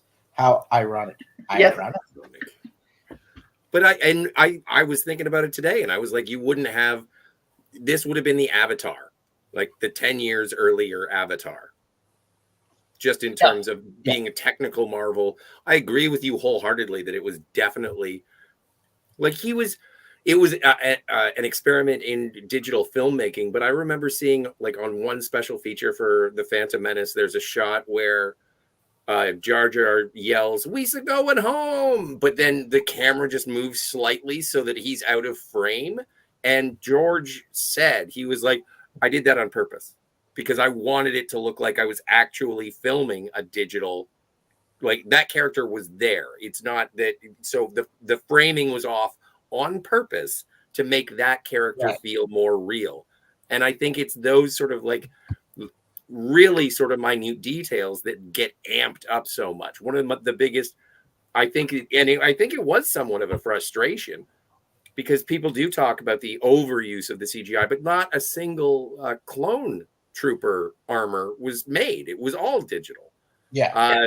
There are moments like when Padme falls out. I think most people don't even get that, though. Wait, to be fair, dude, most people, especially in the space, talk about CGI. Oh, it's too much CGI in any movie. There's so much CGI in movies that people don't even realize. I mean, for sure, so much. But again, this is the infancy. You know? Like, not the infancy, maybe the adolescent, maybe the infancy. This is still, but this is a god. Right. Yeah. Back then, for this movie, yes, it was infancy. And so, like, and I remember, and there's one shot where Padme falls out of the carrier, and I was like, they CGI'd the sand, and I was like, you can't take an image from above and have her on sand. You had to CGI the sand. There's parts where they're in the arena and they're running around and they're obviously like little hills of sand, no footprints left. Like I was watching feet a lot during today's viewing, and I was like, this isn't interacting with anything. There's no weight, really. But then again, as the Shawshank Redemption says, how often do you look at a man's shoes? Well, I know that when they filmed the arena thing, they did actually have a dirt floor surrounded by blue screen that they were running on. So there was dirt there. I think it just wasn't like a thick layer of sand, so the footprints maybe weren't as visible, or they were sweeping it every take. Yeah. Well, and also this was the shot where Anakin and Padme were jumping on that horn, the angry Triceratops. Mm-hmm. And so it could have been an entire plate where they were just up and onto a blue box or whatever. Sure. I know the moment you talked about when Padme falls out of the gunship and tumbles in the sand. The way she tumbles in the sand, that's where THX 1138 is written, or 1138 is written. That's where they put that Easter egg in the movie. I'm gonna have to check it out again. You kind of have to squint to see it, but it is there. And I wonder if they did the CG sand there, because if they did real sand there, they would have to do it everywhere for the consistency. But again, they could have done it. You could have gone like to the Wadi Rum Desert and just those sand dunes, or even the Yuma Arizona to get and just change the color. Like, for instance, this year when early in the beginning of Dune Part 2, there's a scene where there's like this eclipse happening, and the desert looks bright red. And I thought, because they're shooting at a real environment, and then granted using color filters or whatever for the red, this is what I wanted Geonosis to look like. Imagine how badass everything on Geonosis would have looked like if it looked like this. Right. And how photoreal everything is, and with that color. Because Geonosis has more of a Mars, reddish tint to it compared to Tatooine or Jakku. Yep. But, of course, they didn't go that route because it was very CG. It was very bright. But, God, because I remember that scene in Dune 2. I wish the whole movie looked that way. It was so gorgeous to see that color scheme. It just goes back to these being R&D. Yeah. But, and also, again, George Lucas is a shrewd businessman in how he was going to do it. And the only way he was going to be able to fund his digital cinema revolution was to get the money. Where am I going to get the money? Oh, right. I have this incredible franchise. I have this trilogy of movies that I can get funding in a heartbeat. I can, or I can pay for it myself and get all of my money back guaranteed. I kind of figured out how to make money off of the merchandise. Yeah. And it was everywhere. It was everywhere. I remember a girlfriend of mine at the time, she got me a Clone Trooper little pewter maquette. And I threw it at her and I said, "No prequel shit, bitch." Prequel shit. You didn't really do that, did you? I did say no prequel stuff. I appreciate the offer. You're very, very lovely. Do you mind if I go and return this at the store that you got it? Because I know they have a Star Trek The Original Series phaser. And she said, fine. And then when we broke up subsequently, she said, I should have known then. Which just lets you know, ladies remember things, gentlemen. So as a continuation of our conversation about what we thought of Anakin in episode 1, what do we think of Anakin being kind of the emo, somewhat immature teenager or whatever for episode 2? Like, that was something that a lot of, fans were kind of iffy about when they saw it. I mean, I get it, because it's like, if you listen to everything Anakin says, he's actually right, because he wanted to save his mom. That's why he left his mother. It's like, that was what his Jedi mandate was, even not the others. And it was Padme and his mom. Padme having left his life at the same time he left his mom. So Padme coming back into his life is what starts triggering memories of his mom. And like, this is what I was supposed to do when I didn't do it. And so when he's having that meltdown in the homestead where he's blaming Obi-Wan for holding him back, it's like, you think about it, he's actually right.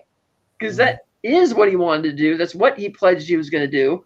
And we also see in an early scene in the movie that he's already kind of got this relationship going with Palpatine where they're friends. Right. And Palpatine's manipulating his thoughts, his mind. He's, molding has been for the last 10 years, molding Anakin. Grooming him, if you will.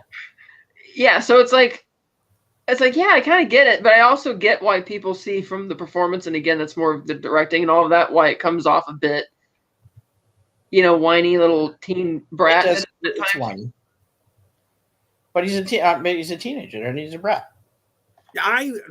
This is what I am fine with. First of all, Hayden Christensen's Canadian, so I was rooting for him in the first place. And then also, when people talked about Anakin being whiny in this one or being emo, my response has always been, but I was going to go to Tashi Station to pick up some power converters. Like, it is, I think that the casting of Hayden Christensen is great as a more stern version, a more secure version, even though he is incredibly insecure. But with his position as a Padawan and him having the power of the Force, knowing it from a young age, he's a more stern version of Luke Skywalker. And Luke Skywalker was a whiny bitch at the beginning in Star Wars. So I kind of liked that. And again, as George has said, it's a meme. You've acknowledged it. There are parallels, and it does somewhat rhyme. And I think that this actually, I thought it worked because one of the things about this movie, as I've continued to enjoy it over the years, more so with each subsequent viewing, is I understand Padme being like, this guy has my back. Holy shit, I'm moist. So like, it's just, I think there is something, it's written by George Lucas. The dialogue is there. The motivations are there for his sort of understanding of adult relationships. And I think that the casting not only reflects what has come or what will come in the future in subsequent episodes, but I think that the performances and motivations, yeah, totally fine with it. I think there is jank. Like, there are a couple things that I'm like, ah! And but none of them break everything for me. It's not like because this happened, then this shouldn't happen. In fact, it actually informs things that will happen in a sort of organic way. continuity, and I think that it does that fairly well as it possibly can, while trying to sort of square everything to what Obi-Wan says about knowing Anakin from the original trilogy. Mm-hmm. But yeah, I'm a fan. I like it, and I think it only gets better in Revenge of the Sith, and we will talk about that. I don't want to give too much away from that, but like I think that by the time the audiences got to Revenge of the Sith, it wasn't okay. This is what we're doing. It's like, oh, now shit is gonna get real, because we're in episode 3 of Revenge of the Sith. We're guaranteed to see Darth Vader. And when you advertise something as being the origin of Anakin Skywalker and his fall to Darth Vader, everyone buys the ticket for every movie saying, I wonder if Darth Vader's going to be in this. Yeah. And you do have to, that's why you have to continue with the story. Patience is a virtue. You don't just get to drop the ring. Oh, here's this thing over there. All right. Written and directed by. So. All right, shall we? You want to run through the chat real quick, and then we'll get out of here? Yeah. Okay, let's see. Oh, we do have to give our ratings. We'll do that for sure. Yeah, we'll go through the chat, and then yeah. The puppet is not real. I have to figure out where was it. Oh, hey, Taylor Swift greater than MCU. Did you say hello to Matt G? Hey. And hey. Hey. Hey. And Daniel's Hot Topic says, I am so excited for the Rey movie. I'm curious. Hey, it's going to be a Star Wars movie. So I enjoy it. If it's still happening, yeah. Is there a guaranteed release for a new cinematic endeavor? I thought they were releasing 3 Star Wars movies. They are releasing Mandalorian Grogu in May 2026. That's the only movie we know of. And they're actually filming it, so that's at least confirmed that is in fact happening. Sweet. I can't wait to see. What was you haven't heard Squadron? Anything about the Rey movie in a while, and I do think the director from that movie is no longer attached to the movie. That's rumor. And I'm not sure if the guy who pitched it, Stephen Knight, is going to return to it or not after they rejected his script, pretty much. Right. Daniel's Hot Topic says, Scotty, love your Darth Vader shirt. Yeah, I brought out. Yeah, and I'll wash it before next week. But it will be coming back. I figured I might as well. I don't think I dressed up. I haven't dressed up recently, and we even did a Bond lately, and I didn't wear a tie. I felt like a fool. Yeah, I didn't Star Wars stuff for this. I should have. I wore a 3PO and Cyborg Relation shirt. Boom. See? People are on it. I brought my lightsaber, so that was... yeah, there you go. That counts. Yeah. That counts. That hella counts. Lightsaber.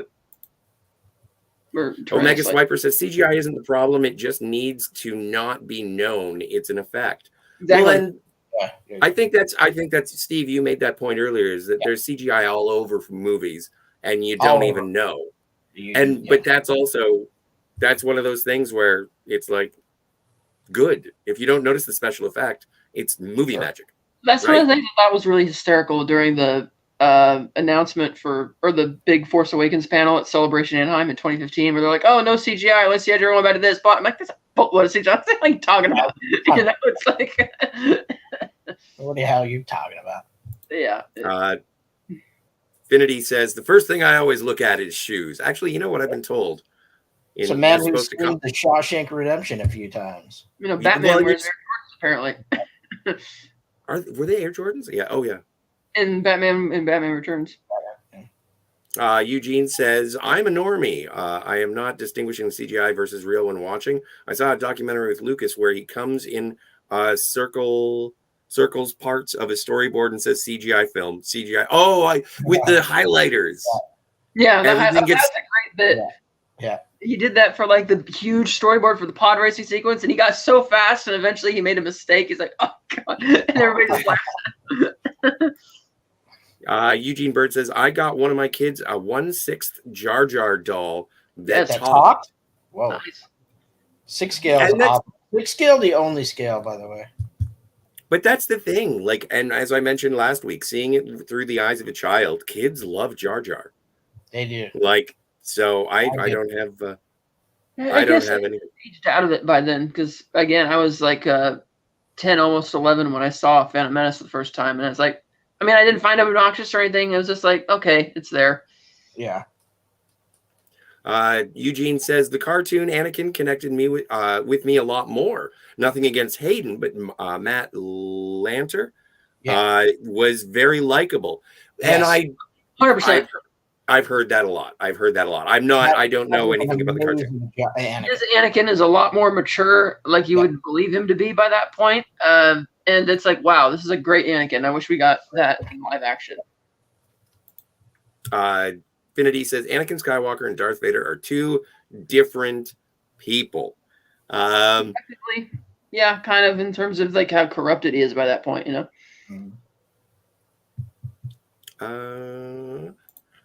Daniel's Hot Topic says, I remember when I saw Star Wars Revenge of the Sith, and when it ended, I heard that Star Wars will be back 10 years later with Episode 7, and that's exactly what happened. Yeah. I remember hearing that too. That was like people were saying, oh yeah, he says it's over, but won't. It'll be back in another 10 years. Right. It did. Well. Not in the way that he was thinking. Right. Daniel says, this is so sad. Tamura Morrison said the Book of Boba Fett won't get a season 2, and he was not called for The Mandalorian and Grogu. Boba may be taken out of Star Wars altogether. Yeah, it's unfortunate because, I mean, the Book of Boba Fett was bad. It was written horribly bad. I think we've talked about it. Kat mentions that she thinks it's rushed. It was rushed. I do too. I think they rushed that, but Favreau did no favors to Boba Fett. No. And it's a bait and switch. It's a bait and switch. We were the end of The Mandalorian gave us a glimpse of what was supposed to come in this Book of Boba Fett show. Basically, The Sopranos or Godfather in space in the Star Wars universe, and we did not get anything near that. So we got that's twice now. So we got a bait and switch with that. We also got a bait and switch with the Acolyte. Yeah, and it's unfortunate because in the Boba Fett case, the problems with the character can be fixed, and you could easily bring him back in another movie and fix that problem. Lickety split, it's done. Sure. If the attitude is that, and also I think maybe the reason he hasn't got a call for season 2 because they haven't really been clear on when the Mandoverse crossover movie takes place. Right. So maybe that's why. Same with Ahsoka. You know that Dave Filoni's going to continue that story regardless of what people say. So just because that hasn't had a season 2 announcement doesn't mean that we're not going to see those characters. Obviously, they're going to continue that storyline somewhere. So that could be the situation of what's going on with Boba Fett, and Tamura Morrison just hasn't gotten the call yet. But if he has heard whispers that they're not putting him in that movie simply because of the Mando and Grogu movie because of Book of Boba Fett's reception, it's like, I'd be skeptical if that's the reason. I think it's more going to be that where we last saw Mando and Grogu, season 3 almost wraps up their story. They're hanging out at a beach house, whatever. It could be Boba Fett too. Yeah, it's like a standalone swashbuckling movie, and maybe he's just not going to be in it, or maybe he will be. He just hasn't gotten the call yet. Maybe there's just not. Yeah, maybe there's not room for that character in the movie. Yeah, because we don't know what the script is. Yeah, I'd have to read a script, but definitely not getting a season 2 because of the reception of season 1 was so horrible. Big shout out to Canadian Spider-Man. There's some bad writing and some very bad decisions made. The Mos Espa, Vespa's crew, and the whole thing was. And as recently we learned, the same fate befallen the Acolyte. That will not get a season 2 either. Yep. Another bait and switch. Yep. Where you promised one thing and got something completely different. Yep. Sewer rat may taste like pumpkin pie, but I'll never know because I won't eat the filthy motherfucker. Canadian Spider-Man. Hello, Canadian Spider-Man. And thank you. Hail to the Fantasmagorium show. Yes, welcome. Thank you. Affinity says, or had a Fett showdown in Act 3 of Jedi. Well, now you're just completely rewriting the movie. Yeah. And Daniel's Hot Topic says, I hear there may not be an Ahsoka season 2. Oh, no, there'll definitely be an Ahsoka season. Well, like we said, we don't know where they're going to continue that story. Is it going to be in the Mando crossover movie? Because the crossover movie is separate from Mandalorian and Grogu. So that'll come about eventually. We just don't know when. That's the thing. People seem to jump on this idea that if the day after a season finale airs or the week after, if they haven't announced season 2, oh, that must mean it's not happening or it's canceled. I know. The reason we know for sure that The Acolyte is canceled is because Deadline, Variety, and Hollywood Reporter, which are 3 completely separate organizations, very well respected, each got news from their sources that yes, they're definitely not doing that. And looking at the ratings, it's not a surprise why versus how much they spent on the show. Right. That's not as much the case with Book of Boba Fett or Ahsoka. And so just because we haven't heard about those 2 shows doesn't mean they're canceled. It's just kind of in limbo right now while they decide where they're continuing those stories. Yeah, and I think we're definitely getting Ahsoka season 2. Filoni has said as much as recently as a few months ago. So I just don't know when, like Kat was saying, because of where these movies are falling. And Tiger Stripes is here. Hey, Tiger, good to see you. That 3rd season of Mando was pretty terrible. Loved the first 2 seasons. 100% Tiger Stripes. Fully agree on that. I agree. I wouldn't say it was terrible, but it was very lackluster. Well, they cut the first 2 episodes out and shoehorned it into Book of Boba Fett. Yeah. They replaced them with these 2 really bad filler episodes, which should have been spent padding out the Gideon story. Yeah. And the climax just felt very rushed. Like it's like, right. This feels like you're reaching the culmination of what the Mando story would be. And the part which really stuck out to me is when Gideon hears news from the Imperial Council that, Thrawn may be coming back soon, and he gets upset. And it's like, right. I see. You're not playing for the Empire. You're making a power play for yourself. Does that mean we're getting a showdown between Gideon and Thrawn? Ooh, no, we're just going to kill Gideon really quick because, and yeah, they could try and retcon it or say it was a clone or whatever, but no, you just kind of sucked all the air out of that. And so, And I hate to say it, but you really felt Filoni's absence in season 3 because he was off doing Ahsoka at the time. Yeah. And when Favreau is all by his lonesome in these shows, as evidenced by Book of Boba Fett, they don't go so well. He needs Filoni at his side to flesh out some of these ideas. And Eugene Bird says nobody cared about the plot. There's not enough Mando in Mando 3. I was here for the Mandalorian. Where's my Mandalorian? There's not a distinct lack of Mandalorian in my Mandalorian. Funny, that's how I felt about Boba Fett in his show. Because most of it was him being quiet and everybody else calling all the shots, so he's just getting bested left, right, and center. And then he disappears for 2 hours. As much as I love Bo-Katan as a character, I liked her in this show. It's fine, but it's not. It's not the Mandalorian. I don't know. Yeah, it just didn't. It didn't flow correctly. Yeah. Well, and I knew this was going to happen my thought was that we would take care of the prequel trilogy all in one, because for 3 weeks we would be exclusively talking about Star Wars and these divergent conversations having very little to do with George Lucas, but I am enjoying them. So I am happy that we get to hang out like you were. I think the reason it ties back in is to what I mentioned while you were gone is that Christopher Lee gave an interview during Attack of the Clones where he was praising George Lucas's storytelling because it's, again, following these simple storytelling motifs. He's like, it's simple, it works, and it's magic. And that's and it is. And that's why when it works, it really works. Again, we saw in the prequels a little shoddy because he had not directed anything in 20 years. It was kind of the filming schedule rushed, and he's the first to tell you he's not the greatest writer. We've been over this stuff a million times. Right. But the stories are still there. Like, again, the world building is magnificent. And on paper, the stories still tracks. Like the prequel trilogy, well, love it or hate it, there is a concise, clear-cut story that you could follow, and it doesn't feel like you're missing anything integral. My favorite era for storytelling, books and movies and shows, it's still my favorite era of storytelling in the Star Wars universe to this point. The books are awesome, by the way. All the prequel-related books are amazing. See, and this is why I say it's a pleasure to talk to you guys about Star Wars. I've recently come to the decision that I'm 6 episodes and out. I'll continue to see the movies in the theaters, but they'll just sort of be supplementary material to me.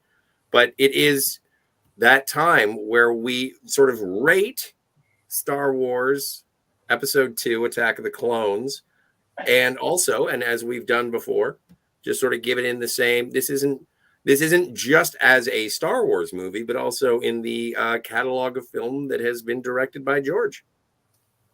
I'm trying to separate all the nostalgia that I have for this movie and the lead up to it. So like I mentioned, I anticipated this movie a lot. I was browsing through the databanks. I remember reading the Vanity Fair story with the Anne Leibovitz cover photos, which are gorgeous. What did I think I gave Phantom Menace, what, a 7 or a 6.5 or something like that? Something like that. 7. 7? As a George Lucas movie, maybe 6.5 or around there. It's 6.5, 6.5 revs. Okay. Steve. Maybe. I'm right there with you. Like I said, there's elements of this movie. There's all the elements of this movie are there. The execution is just poor. I'm at 6. Okay. Yeah. It's my even though there's scenes that I absolutely love, it's still my least favorite out of the 3. And I would say that this is a 6 for me as well. I own it. I've got it on digital. I've got it on Blu-ray. I've got, I don't poo-poo the prequel trilogy. But this is about a 6. It's not anywhere near THX or American Graffiti or Star Wars.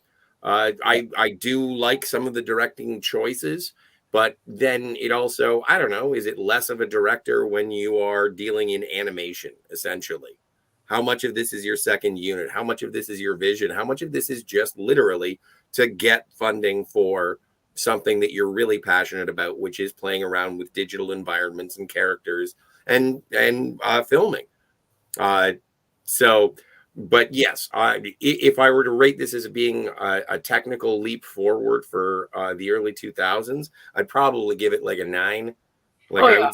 I would say it's almost like Matrix if that was level. The only criteria, yeah, I agree. Yeah. But I think there's 3 criteria for this, or 4 criteria really. Sure. As a George Lucas movie, 6, 6.5. Yeah. As a technical leap forward, like a 9 because of what it does. Easily. As a nostalgia factor, I'd give it for me an 8, 8.5. It's really great nostalgia for this. Yeah. As a Star Wars movie, maybe a 7. Yeah, I'd give it a 7 as well. 7 or 8, yeah, for me. In there. Because it does feel like it definitely is a Star Wars movie. They make all the stuff easy to understand for kids, all the fun stuff, that kind of thing. But as a George Lucas movie, since this is faster, more intense, I give it a 6.5. Yeah.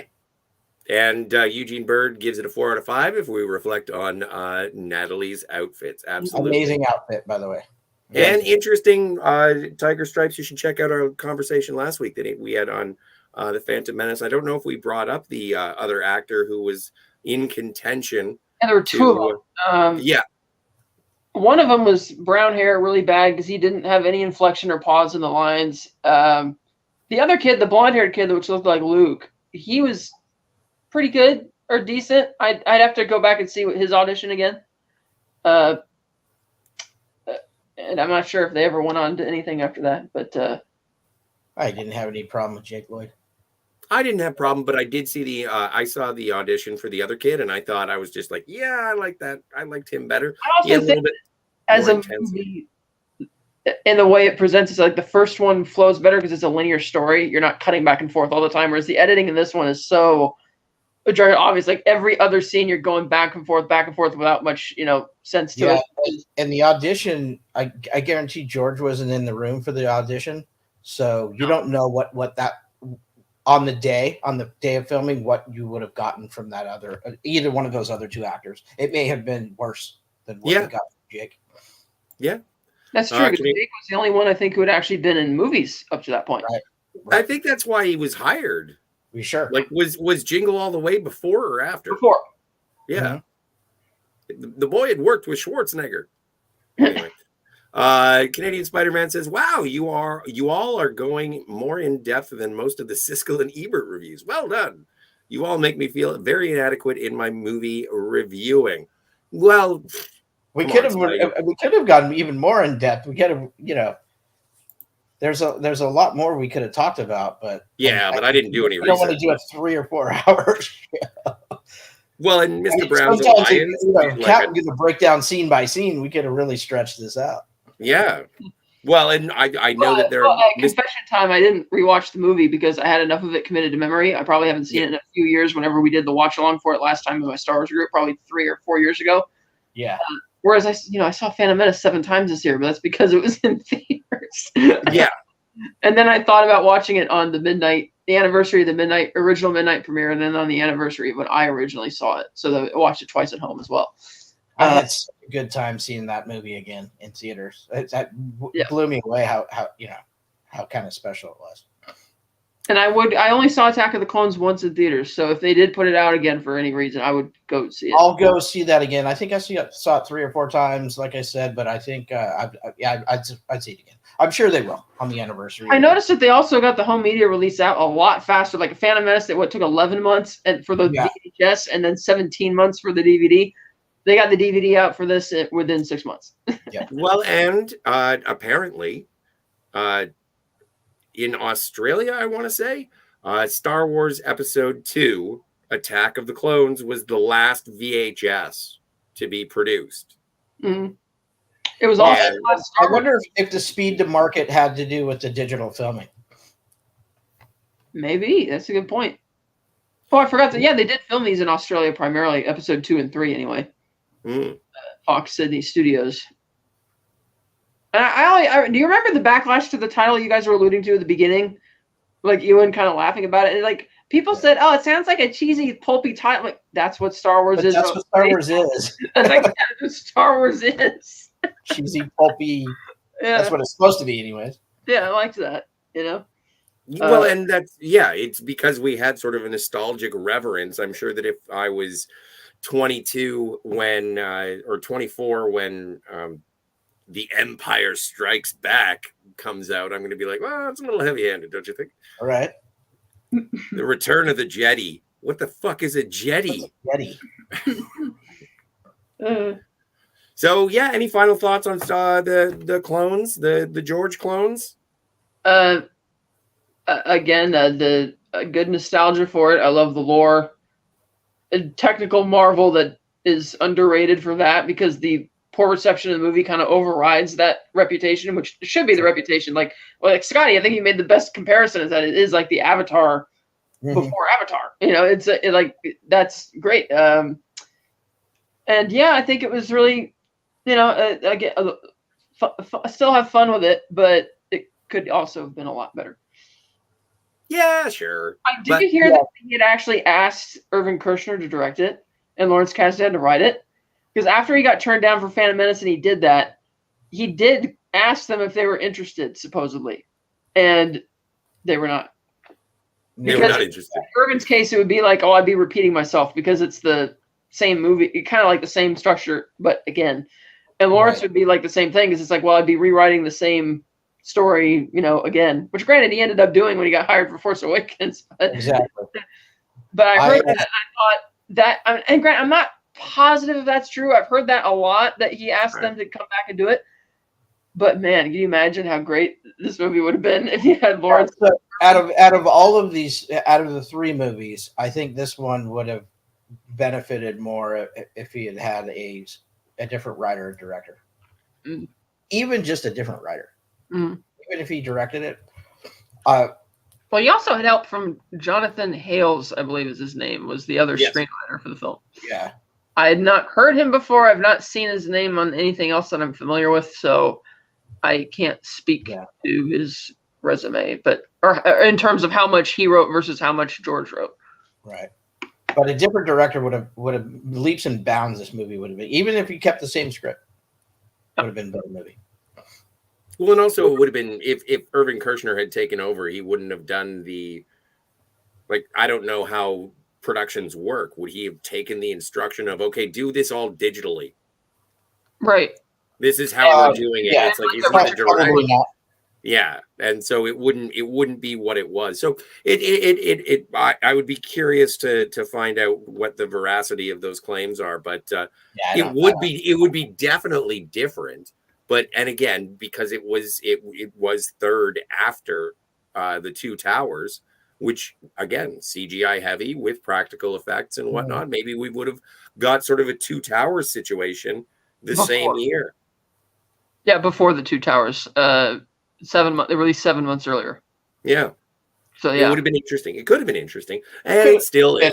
I don't know. I have a hard time believing that he was going to give over the reins, his money, his R&D. well, because I know the thing is he was going to do that on episode 1, and then they said no, and he was going to bring Ralph back. He asked Ralph to come back and do it, and Ralph That's true. said no. That's true. So it's because again, he'll tell you he doesn't like. It's clear that George doesn't like the directing part of making a movie. Yeah. Even Bryce Dallas Howard and Kennedy joked about that on one of the roundtable discussions in Mandalorian. They laughed and said, "Oh, if George had it his way, he'd just be filming on the back on Skywalker Ranch," and that's funny because it's exactly in the backyard. Yeah, right in his trying to get this backyard. live action soundstage built, and the community fought back and said, "No, you're not doing that."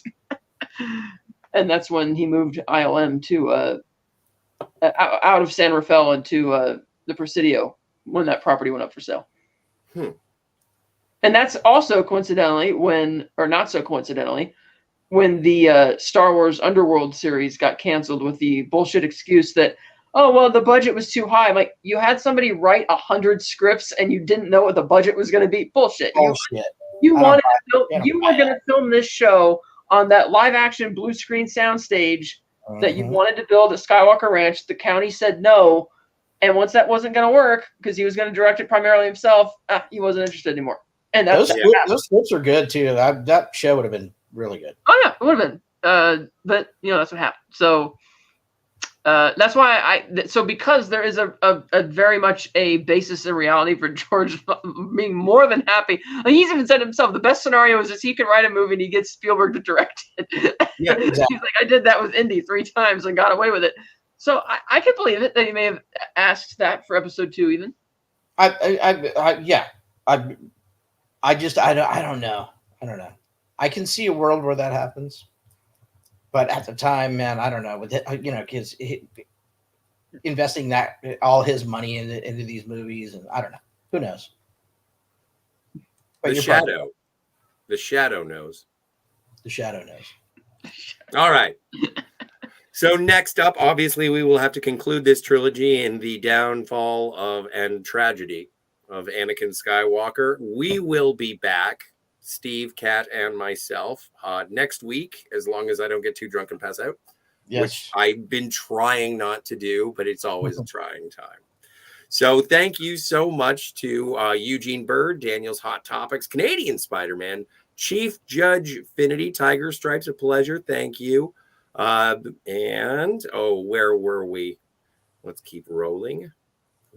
Lemon Pie, I think, was here. Lemon Pie, Daniel's Hot Topics. We had the Mega Swiper. Was it the Mega Swiper? Matt G was here. Oh, Mega Swiper. Oh, Mega Swiper. Mega. And yeah, Matt G was here, which is rad. Thank you for stopping by, Matt G. Oh my. If anybody wants to do that whole like, subscribe, share, tell your mom, that'd be great. The Dead Man was here. Do all the things. Do all the things that you know how to do, and only I can ask for the sale. Thank you once again to Eugene Bird. I appreciate your contributions to this channel. Your continued support is keeping us going. Yeah. Phantom Organist, thank you for being here. You are a gentleman of repute. And so let's get out of here. You remember the sign off? I did remember the sign off. Punch it. Chewy.